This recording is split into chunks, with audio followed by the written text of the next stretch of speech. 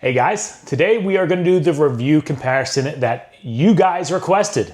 We are going to be comparing the Sig Sauer P365 DH3 AXG to my Walther PDP F-Series Pro X.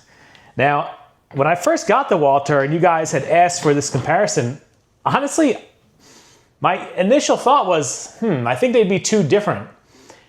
But after shooting them side by side and actually holding them next to each other, I realized there's a lot more similarities than differences here. So in today's video, I want to break down all the similarities, all the differences from really two perspectives. One from the sheer performance shooting. I know that's what most of you guys are curious about, but also I want to touch on a few things from an owner perspective, because as you guys know, I buy my guns myself. These are not sent to me. Nobody has any influence over what I'm gonna say, good, bad, or indifferent. And I think there's a few things you guys might appreciate knowing from an owner perspective if you are thinking about getting either one of these. So to start the thing off, we will let you guys know, yes, these are safe. There are mags in them, but they are empty. There are no bullets in the guns. And all of the B-roll you see today was shot safely at a range. Hate that I have to say it, but we have to say that. So if you guys appreciate 2A content like this, please do me a favor. Go ahead and like this video and subscribe to the channel if you're not already. Continue help supporting our growth. Thank you. So let's start off with the similarities. When I first held them, my immediate thought was, all right, well, we have an all metal gun versus a lightweight polymer gun. Now, keep in mind, both of these do have different lights. The lights were chosen because of holster fitment. So yes, they are not the same light and they're not the same optic, but they surprisingly weigh very similar. In fact, the PDP comes in at just under an ounce heavier. I was really surprised by that. Holding them, I would have thought the DH3 was actually heavier, but I'm assuming because it does have a bigger light and a bigger magazine capacity, which we'll talk about in a little bit, that was actually going to be the lighter one. So surprise, surprise, the DH3 is actually the lighter gun. Being an all metal, that kind of surprised me, and that is also, you have to keep in mind, I did change out the grip panels on this from the stock one. So I do have aluminum gridlock grips on here.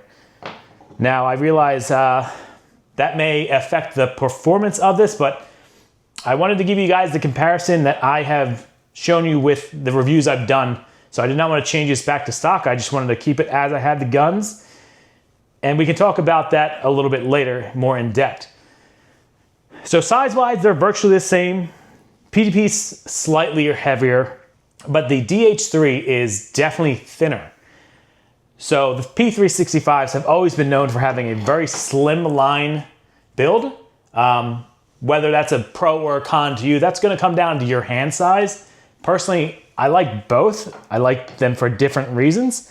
The PDP's definitely a thick one, but I do appreciate that. I think it helps with how you feel that recoil in the hand a little bit differently. So as far as the differences, guys, these are both striker fired 9mm guns.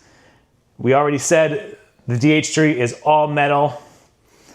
The other differences here would then come down basically to the comp. Now, the comp is where you see a lot of different philosophies take place here. With the DH3, Sig does something different. They give you a shorter barrel, so this is a 3.7-inch barrel, and then they leave the rest of the slide with these cuts in it to act as their expansion chamber. So there's no added comp in the sense of like where the PDP has that.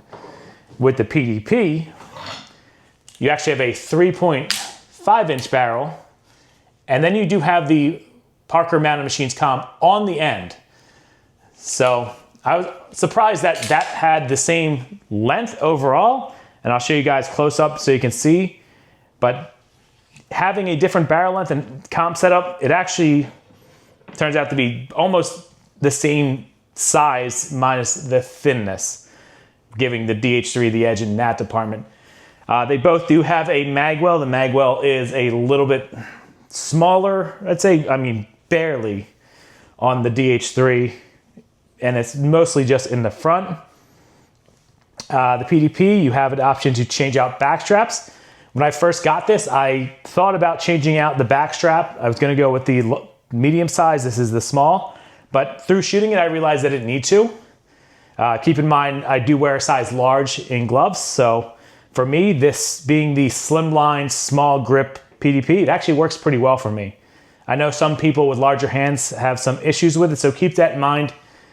Definitely go hold this before you make a decision because that may affect how you view it. Another difference is you will see with magazines. With the PDP here, you do have an 18 round magazine. This is a Mec-Gar mag. I've had phenomenal luck with Mec-Gar mags. They hold up exceptionally well. This one has not been used. It's more for my display purposes. But the ones I have used, both in this PDP as well as my PDP Professional Acro, you couldn't even tell they've been used. They look brand spanking new. Now with Sig, also, this is a new mag just for demonstration purposes. The mags I've used since my X Macro and also in this, those mags look like they've been through the worst experience of their lives. Like the coating's coming off, they're rusting. I've had them quite a while. They don't hold up as well so far. They are 17 round magazines. The DH3 comes with 3 mags. You do get 2 21 round mags, and the PDP comes with 3 mags. They're all the 18 round magazines. So depending if you're gonna carry this, keep in mind the standard mag hangs a little bit lower and the gun is a little bit thicker. With the DH3, even with that magwell, it's just barely hanging out and you have more thinness. So I think that basically covers everything as far as the physical differences between these guns. So let's talk about performance. I will say, as far as reliability, both these have been completely reliable. I think I'm about 1,700 rounds so far on the DH3 and just at 600 with the PDP. Obviously, if anything changes with reliability as I get up to and past that 1,000 rounds, I'll let you guys know, but so far it's been perfectly reliable. Keep in mind, Walther does have a list of preferred ammo types using this comp. So I've been good at sticking to that list.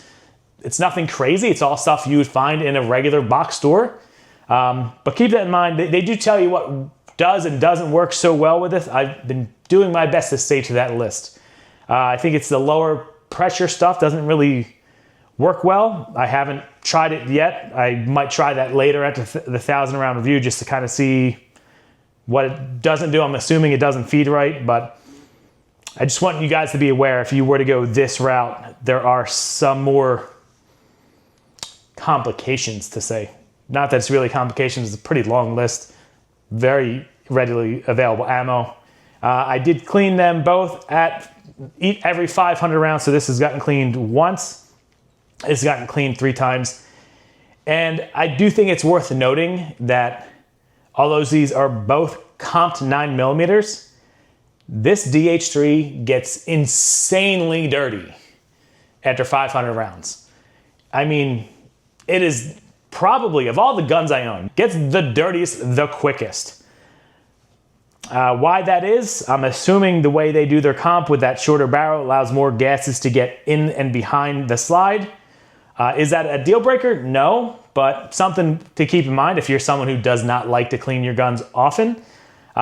With this PDP and as well as my other PDP, this thing runs freaking clean. My first PDP, I did a full 1,000 round review before cleaning it, and that thing was barely dirty. This, I decided, you know what? This has a comp, it might be a little bit more finicky, and everyone says, you know, comped guns typically need to be cleaned more often, so I'm like, all right, I'll clean this at 500 rounds. This thing was really, really clean, and I can tell the comp works because since adding the light, that looks brand spanking new still. No residual has gotten down on there, so clearly the comp is working at aiding those gases going up. Because traditionally, and I've had this with previous firearms, whenever I have a light that exceeds the muzzle just a little bit like that, typically that light gets disgustingly dirty. But for whatever reason, we're gonna say the comp, this one does not. I'll keep shooting it, and I'll let you guys know if that changes. But so far, this thing has really shown that most of the gases do actually go through that compensator, and that system works pretty well as far as keeping the internals and everything else clean. So from an owner perspective, it's kind of nice to know that, you know, the mags that this comes with last very long and it runs clean. So that's a factor I think a lot of people don't really touch on when they do these videos. They strictly talk about shooting performance, which is important. But if you guys are gonna go spend your hard-earned money like I did, I think you wanna know all the information possible. So that's why I shared that. Now, as far as the return to zero, I will say this was much closer than I expected. Like I'm surprised. I'm glad you guys requested this, because I think originally when I got this gun, my thoughts were I'm gonna shoot this against the macro because they're both polymer. I didn't really think doing it to a metal would be fair. But I will say the DH3 is like just barely quicker, like barely quicker return to zero, and has just, I mean, slightly less recoil. I'll include a lot of B-roll so you guys can both see from the side as well as from my perspective. It's hard to really say. Like I can't say there's a clear winner at all. Obviously, results may vary depending on the person, their grip, their shooting background, etc. But for me personally, you know, before reviewing this gun, I was reviewing this, so I'm very familiar with it. Shooting them side by side, it was, I could say the DH3 just barely edged it out. As far as the trigger though, the PDP is where it's at, guys. The trigger that you get with these PDP Pros is just phenomenal. It's lights out. The best trigger you can get for a striker fire. So I definitely got to give that props, because I think the trigger and ergonomics really make this gun what it is. Not that the ergonomics are bad on the DH3,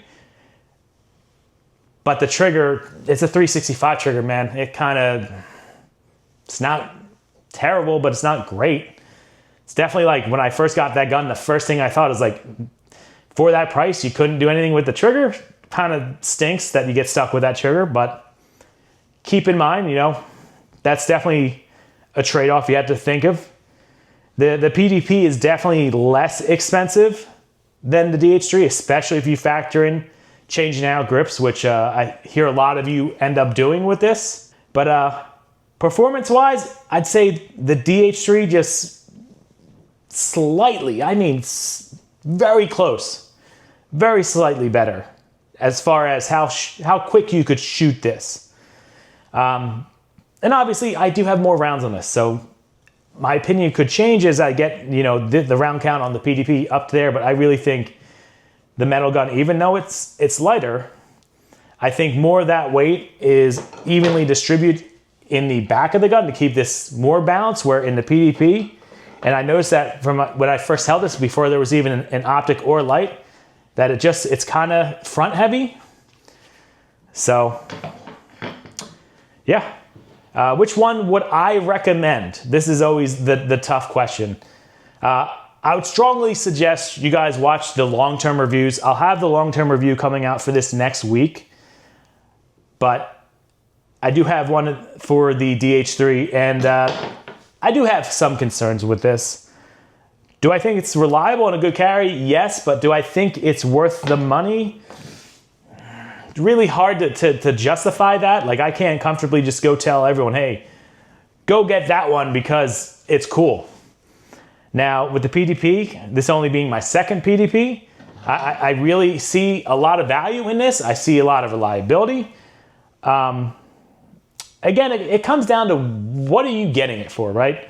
I imagine if you're looking at these two, you're considering getting what you would think could be the most affordable highest performing carry 9mm out there. Obviously, we're not gonna talk about, you know, unrealistic price, right? Like obviously if I were to throw in like a Staccato CX4, that's 4 times the amount of this. Like I've not personally shot that, but I'm sure it probably shoots better. Assuming, right? I'm assuming based on the huge price that it will shoot better. But if you're talking the around $1,000-ish, under $1,500, let's say, and I know they get weird about me mentioning price with stuff, but for value perspective, from a review standpoint, I don't know, guys. I think I would actually recommend the PDP. Obviously, this one I end up going with the Holosun that you guys recommended because it does allow me to co-witness. If you remember, with this optic, co-witness is a big thing for me. If you don't get an optic like this, you have to deal with a plate, so that might also be an added expense on there, something that you might not like. That's something else to consider. But there you have it, guys. If there's anything else you want to know, keep in mind I'm still reviewing this. I'm going to get this up to 1,000 rounds, and then we'll do a formal in-depth review of the PDP.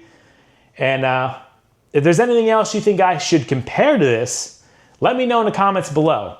I know a lot of you guys want to see the Canik Prime Radian. I do have that coming later this year. I'm going to avoid getting one with all the hype and craziness going on around right now. I know a lot of big channels are saying it's great, and some smaller channels are having issues.